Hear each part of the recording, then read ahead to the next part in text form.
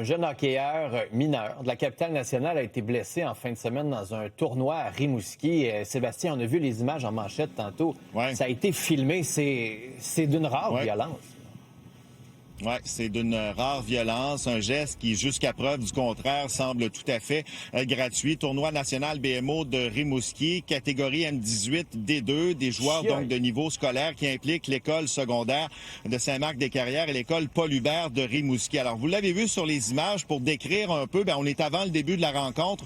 Les joueurs de l'équipe de Saint-Marc entrent sur la glace. On est dans le tour de chauffe et il y a un joueur du Select de l'école Paul Hubert qui s'avance, franchit la ligne rouge et va frapper de plein fouet le dernier joueur de Saint-Marc-des-Carrières qui embarquait sur la patinoire. Coup au niveau de la tête.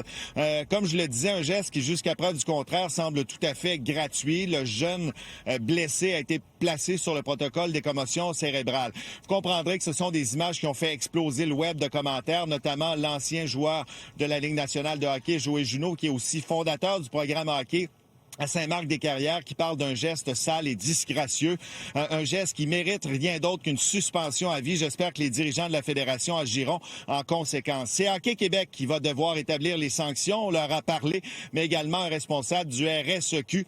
Ce n'était pas un événement organisé par le RSEQ, mais on se sentait quand même le devoir d'assurer un suivi. Ça va être le département de la sécurité des joueurs qui va s'en occuper. Ils vont regarder la situation. Moi, j'ai vu une partie du vidéo, je n'ai pas vu toute la séquence. Ce qui me semble être le cas, c'est que ça semble être en début de match. Les arbitres ils me semblent embarqués sur la patinoire ou à peu près en même temps. Fait que je vais me garder une petite gêne sur la suite des événements.